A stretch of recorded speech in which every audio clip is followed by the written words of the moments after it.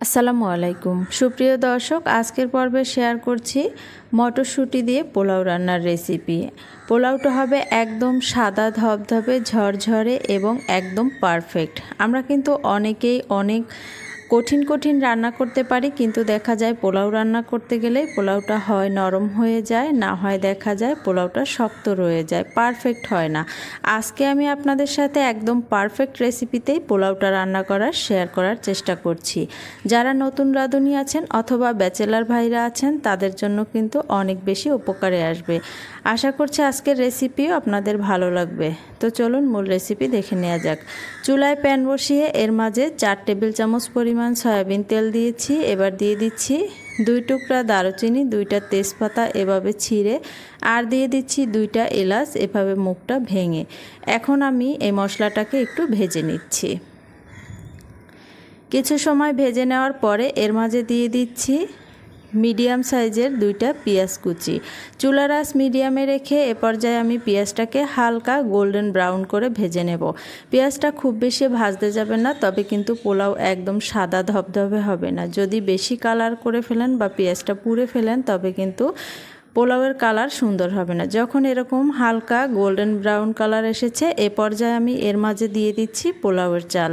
আমি এখানে 3 কাপ পরিমাণ পোলার চাল ধুয়ে পরিষ্কার করে তারপরে পানি ঝরিয়ে নিয়েছি। 30 মিনিট আগেই কিন্তু আমি চালটাকে ধুয়ে তারপর পানি ঝরিয়ে নিয়েছি।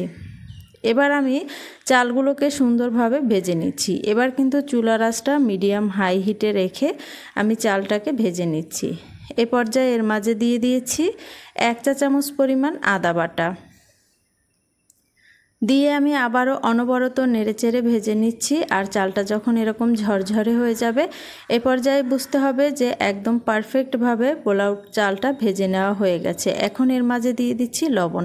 লবণটা আগে দিতে যাবেন না, তবে কিন্তু পোলাওর চালটা দেখা যাবে অনেক সময় রান্না করার পর ভেঙে যেতে পারে। পরিমাণ মতো লবণ দিয়ে আবারও ভেজে এবার এর মাঝে দিয়ে দিচ্ছি পানি। আমি এখানে 3 কাপ পরিমাণ পোলাওয়ের চাল নিয়েছি, তাই 6 কাপ পরিমাণ পানি দেব। 5 কাপ পানি দিয়েছি আর 1 কাপ দুধ দিয়েছি। আপনারা তরল দুধ না দিলে এখানে 6 কাপ পানি দিতে পারেন।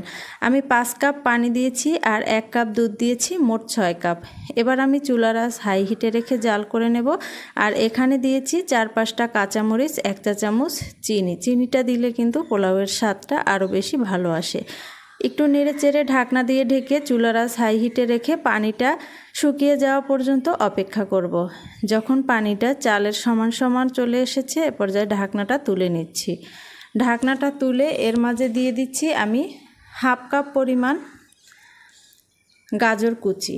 আমি এখানে গাজরটা এভাবে কিউব করে কেটে নিয়েছি। গাজরটা দিয়েছি যাতে কালারটা সুন্দর আসে, আপনারা চাইলে বাদ দিতে পারেন।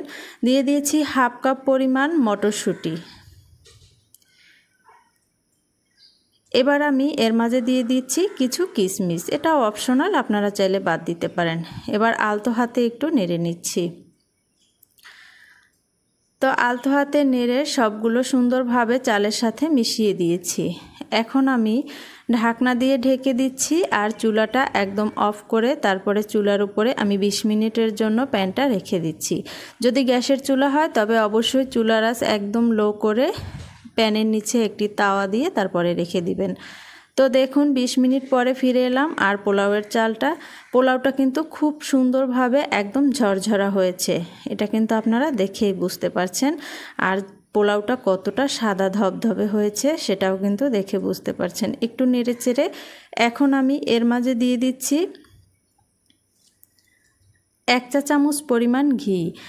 এ পর্যায়ে ঘি দিলে ঘিয়ের একটা স্ট্রং ফ্লেভার আসে আর পোলাওটা খেতেও কিন্তু বেশি ভালো লাগে। এবার দিয়ে দিচ্ছি কিছু পেঁয়াজ বেরেস্তা। এখন আমি ঢাকনা দিয়ে ঢেকে আবারও চুলার উপর রেখে দিচ্ছি প্রায় 15 মিনিটের মতো। 15 মিনিট পর ফিরে এলাম আর দেখুন মাশাআল্লাহ, আমি আপনাদের নেড়ে দেখিয়ে দিচ্ছি পোলাওটা কতটা সুন্দর হয়েছে, ঝরঝরা হয়েছে। দেখতেই পাচ্ছেন একটা পোলাও আরেকটার গায়ে লাগছে না, একদম পারফেক্টভাবে ঝরঝরা হয়েছে।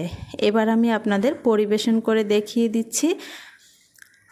তো পরিবেশন করে দেখিয়ে দিচ্ছি, আমি একটি সার্ভিং ডিশে নিয়ে নিচ্ছি। আর দেখেই বুঝতে পারছেন, একটু খেয়াল করে দেখেন যে পোলাওগুলো কতটা ঝরঝরা হয়েছে, একটার গায়ে আর একটা লাগছে না, আর সুন্দরভাবে কিন্তু চালটা সিদ্ধ হয়ে গেছে। একদম পারফেক্টভাবে পোলাও রান্নার রেসিপিটি শেয়ার করছি।